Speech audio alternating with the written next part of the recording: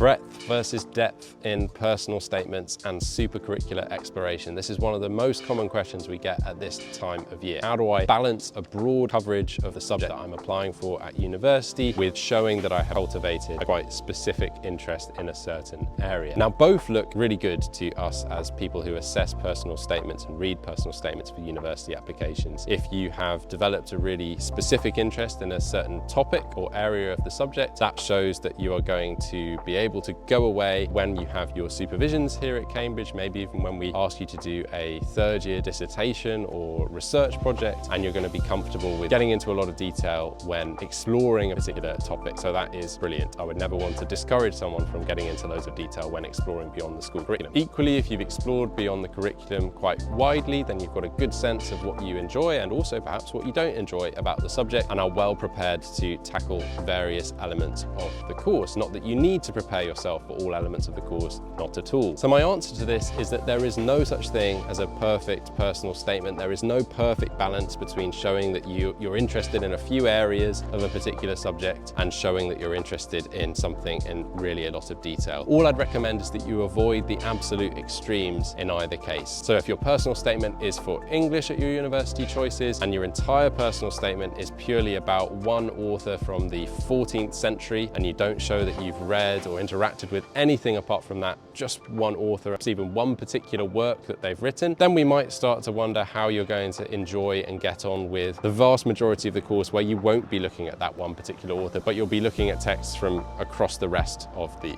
spectrum. Equally, if you have so much breadth that your personal statement just turns into a list and you haven't really engaged in any detail or show us that you've engaged in any detail with any particular texts or books or videos or podcasts, it's just I did this and this and this and this, here you go, then you've probably gone a bit too far in the direction of breadth, and we want to see a little bit more about why you particularly like that particular book or video or podcast or topic, what you got from it, what you think about it, what you enjoy and maybe don't enjoy about it. Focus on telling us a bit more about that rather than simply listing. But anywhere in the middle between those two extremes is absolutely fine, and I really want to stress there is no such thing as a perfect personal statement. We just want it to be personal to you. We want to see what your academic interests are, and don't worry so much about impressing us. Think about what you enjoy.